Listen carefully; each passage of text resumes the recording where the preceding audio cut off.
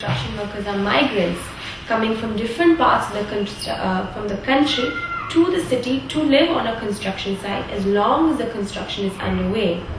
So they come from all over the country, they don't speak the local language, and they bring their babies and their children with them, and they're nuclear families.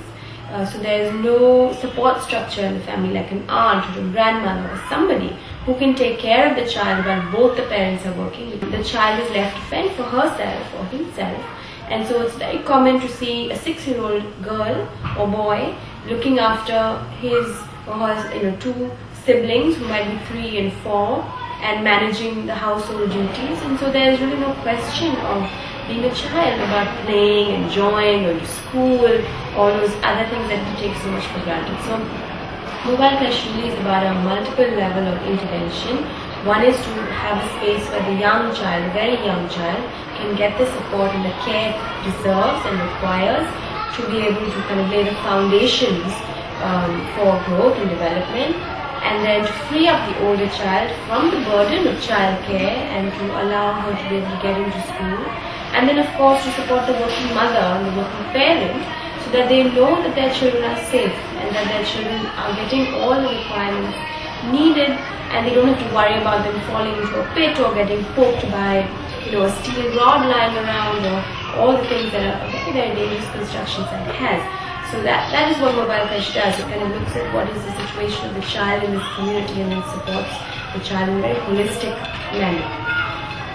And so yeah, that's really what we're doing. We have a very interesting way of teaching, which is that we have a monthly theme. Okay, say the monthly theme is the sea, and everything then is taught around the theme. Language is taught around the theme, so that month you learn vocabulary around the sea. Math is used and taught around the theme of the sea, number of shells or things like that. General knowledge is around the sea. Social science and health and hygiene is around issues of the sea, and then there's a field visit to the sea. So we have a comprehensive way of teaching, and actually that is something that we've developed 20, 30 years ago, and now elite preschools are using this concept to teach because it's a very holistic way of teaching, and it helps kids make connections, which is much easier for them to understand, and then helps them analyze things better, and this is apparently a way that helps much later also.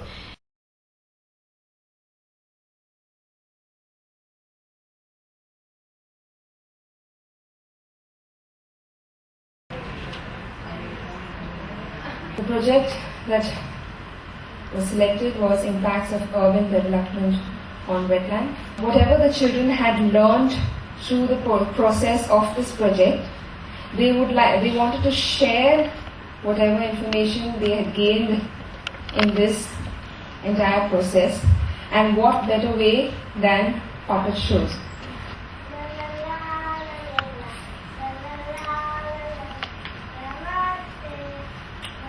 She explains to her friend about the importance, about the various kind of wildlife that you can see in the mangroves, and her friend is totally amused and amazed and really enjoys seeing all these wonderful creatures in the mangroves.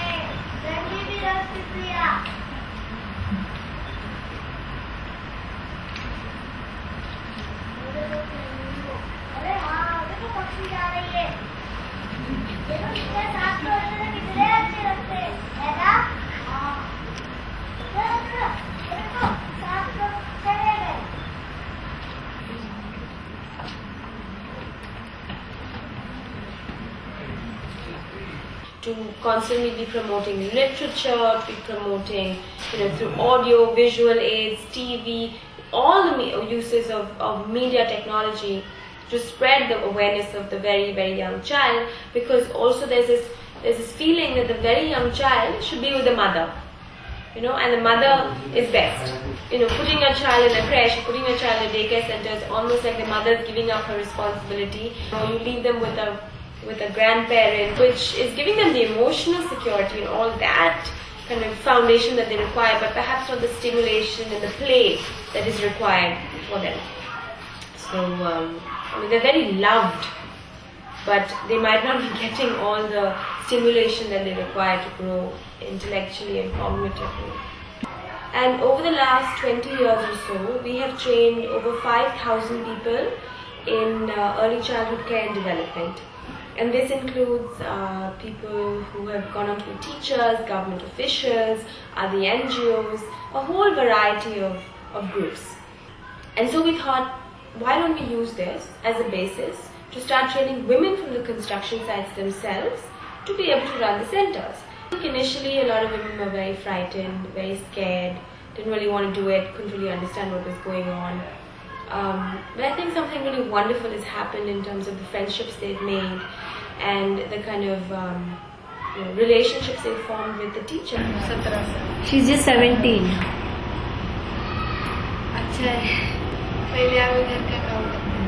She used to be at home before joining the training. नमस्ते, मेरा नाम गीता है। इस training को join करके मुझे 5 महीने हुए और ये ट्रेनिंग करने से पहले मैं क्लासेस लेती थी। And she's done her 10th. She used to go out for go out and conduct tuition classes. And her friend told her about the training program, and that's how she joined.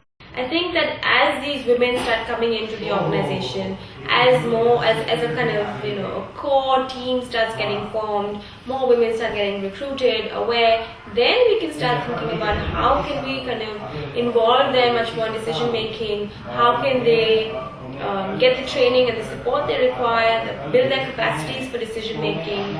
But it's too early to talk like that. But it is definitely something that I aspire to. Hard work. It's not easy to go into a construction site, to convince the builder to give you space, to convince the builder to send the children. It's not easy at all. When she got to know that she was selected for the training program, and because she couldn't fill the water properly, her supervisor almost laid her off.